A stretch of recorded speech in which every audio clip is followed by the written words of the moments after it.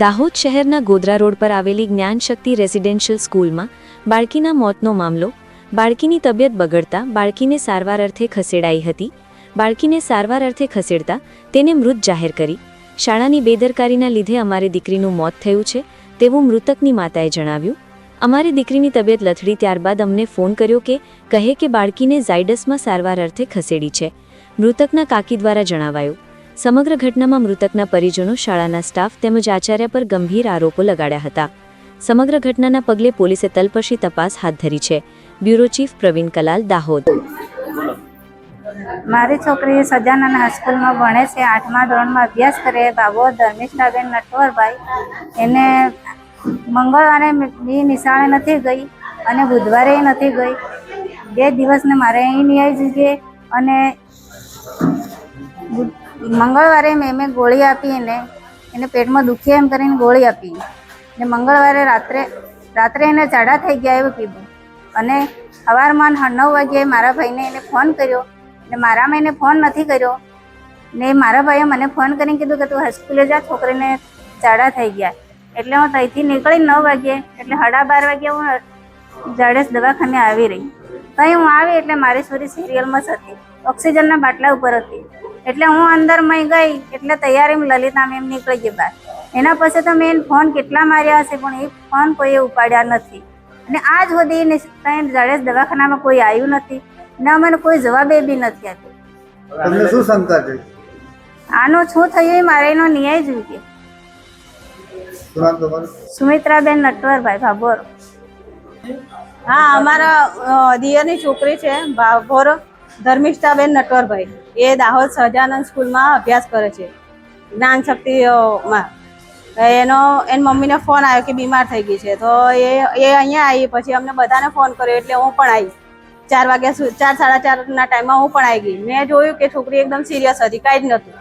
પછી અડધા કલાક પછી ડૉક્ટરે કીધું કે હવે કશું નથી. પછી મેં ફોન કર્યો મેડમને, તો છોકરાએ ઉપાડ્યો અને છોકરાને એની મમ્મી એવું કેવડાવે કે મારી મમ્મી હમણાં નથી, પછી આવે તારે ફોન કરશે એમ કરીને ફોન કટ કરી દીધો. પછી ડેડ બોડી પેલા હોસ્પિટલવાળા કહે કે અમને આ બેડ ખાલી કરવો જોઈએ, તમે નીચે લઈ જાઓ PM રૂમમાં. તો અમે એ પ્રોસેસ કરવા રહ્યા. એટલામાં પછી પાછો મેં ફોન કર્યો મેડમને કે એને થયું તું શું, કે એને કેવી રીતે આટલી બધી બીમાર થઈ, એક રાતમાં આવી રીતે કોઈ સિરિયસ ના થઈ જાય. તો મેડમ મને એવું કીધું કે બપોરે એને મેં પેટમાં દુખતું હતું તો ગોળી પીવડાવી હતી તો સારું થયું હતું. અને પછી સવારમાં એને ફરી પાછું ઝાડા થયા અને હું દવાખાને લઈને દાખલ કરી.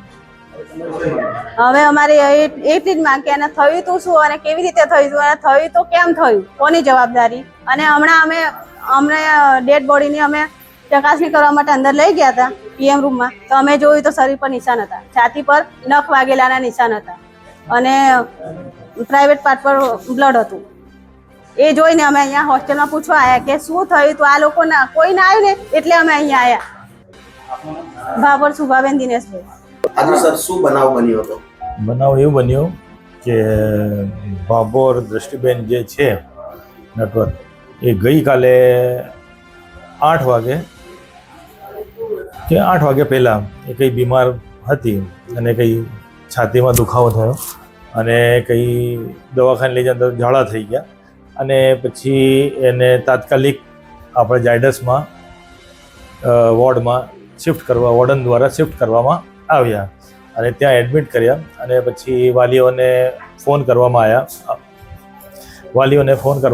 વાલી પછી ત્યાં 1 કલાક પછી આવી ગયા અને પછી બેન હતા એમને પૂછ્યું ડૉક્ટરને કે શું છે, તો બોલે 1-2 દિવસ લાગશે રિકવરી થતા. અને એમના વાલી આવી ગયા. આટલું. સર, સીધો પરિવારજનોનો આક્ષેપ છે કે શાળા તરફથી કોઈ ધ્યાન નથી આપવામાં આવ્યું, એના કારણે આ ઘટના ઘટી છે. અત્યારે પરિવારજનોએ આપણે રજૂઆત કરી છે, શું કહેવું છે? એના અંદર એવું છે વડીલ કે જ્યારે હોસ્પિટલ લઈ ગયા, ટ્રીટમેન્ટ શરૂ થઈ ગઈ, ડૉક્ટર સાથે વાત બી થઈ ગઈ અને પછી વાલી આવી ગયા, વાલીને સોંપી બી દીધું. વાલી પછી ત્યાં હતા અને પછી આ બનાવ, જે દુઃખદ બનાવ બન્યો છે એ પછી બન્યો છે. સાંજે 6 વાગે કરીબ અંદાજે બન્યો છે એવું છે. એટલે વોમિટ ને કંઈ ઝાડાનું કંઈ પ્રશ્ન હતો એવું હતું. શું નામ હતું સર? IM શેખ, અહીંયા આચાર્ય.